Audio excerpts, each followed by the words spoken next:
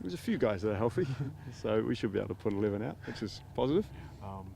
Didn't see Jermaine or Radley out there. Are they available tomorrow? No, I don't think Jermaine's is going to be ready. Michael was still, we're giving him every single chance. So he's done his little stuff this morning, and we'll make a decision tomorrow. Is it just the way it goes with, in particular with Jermaine and hamstrings, that you want to keep it, let him recover at his own pace? And no, because he wants to get out there right now. So he's desperate to get out there. So we just have to take care of him, and these things happen. He'll be back ASAP. And what's the nature of Michael's injury right now? He's just obviously the Wednesday game killed him, and then he's such a, with Michael, he just wants to play every single minute of every single game, and when he came to us, he was feeling it. We kind of were a bit cautious about playing him in Columbus, but he was just desperate to play. He desperately wants to play for and do well for Toronto, and he played, and to get through 70 minutes, I don't know how he did, to tell you the truth. That's a measure of the man. So, but I think it's just these little slight things have kind of caught up on him. Okay. But we'll see tomorrow. How sorry? Ozo's probably a no. And Daniil? Daniil's a no. Okay. And Ray? Alvaro's still feeling his hamstring, so he's very, very questionable. Is there any concern on your part, just in terms of from the medical staff, about Jermaine, that it's anything longer than this week, or is it just kind of just touch and go for? Well, we've just got to get it right. The one thing that we don't want is obviously him coming back and getting re-injured. Okay. And so if we have to sacrifice an extra week, we have to sacrifice an extra week for a long season that he's got. Obviously he's probably got something in the summer.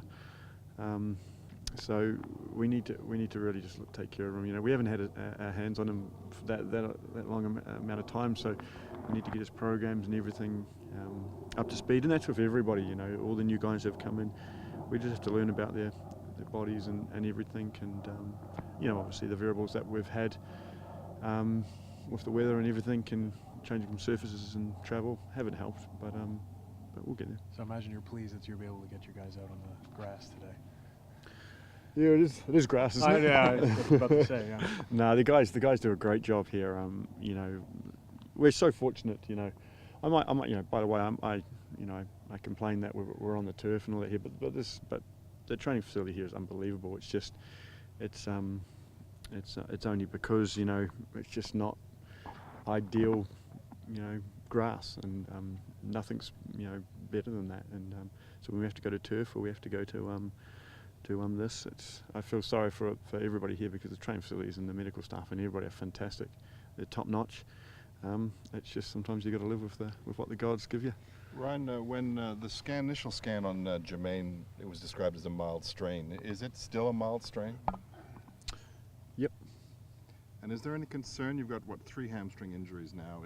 Is this just down to what you've talked to us about before, the travel, the turf, etc., or do you have concerns that you guys are doing something wrong?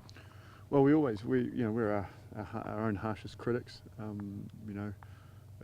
the responsibility goes on me, and so we always look at the GPS, the heart rate, the loads and trainings, travels, all this kind of stuff. What they did in pre-season to what they can do in training now, but then you've also got to get them organised, get them fit. So it's a bit of, as I said in an interview before, I think you're kind of a wee bit damned if you do, damned if you don't, because if you pull them out of training and just rest them, then they're not ready to the demands of a game. And we're sitting with 3 wins, because the guys are fit and organised. But we couldn't have done that if we had all wrapped them up in cotton wool. And at some stage you've got to push them to the closest limit you can. But I think with the travel and with as I said, with just the different services, a lot of variables that we had, didn't help. Would we do things different? Probably, yeah. Hindsight's lovely, isn't it? You said Tuesday that you would probably do some things different. Can you elaborate on some of the things that could be changed? Well, probably, obviously, obviously trainings and to an extent where we probably went hard on the turf, probably a bit more than we travelled. And then we kind of, I mean, it's hindsight, isn't it? I could have done exactly what I'm about to tell you, and we've only had one win, and then I would have said, God, I wish we'd done everything harder, and I would have sacrificed a couple of injuries. So, it's a bit of you damn you do, if you damn you don't. And, we sit down every day and we talk and we communicate and we try and get everything right. But look, I've been in teams and whoever's covered teams before, it happens. It happens in every single team and every single happens at Chelsea, happens at Man City, happens at every single club. And we just hopefully we're just getting them all the way, all of them done now. What are you expecting from Colorado this weekend? Oh, they're a very good team, and they've had a really good, nice start. And Bubba's a very, very, very good. As I said before, he's such a good MLS player, and he knows the league inside and out. And so they've got a really nice team that's kind of been around together as well for a bit, and they're just they're a real team for me that has no real weaknesses. They're just a lovely, solid MLS team that's going to be very difficult. Because they've stuck together for so long, that you said on Tuesday they have a lot of experience with their team. Are you leaning towards starting Bradley besides Steven at the back? Just in terms of because Bradley's played more than Nick and he's got that game experience that you kind of need in games like this? You just answered your own question, didn't you? It sounded pretty good. Yeah, I might just do that, eh? I'm lucky enough where I've got what you've just said, but I've also got Nick Haglund, who was, as you all saw, was very good last week. So I've got options, which is really nice, and we'll decide.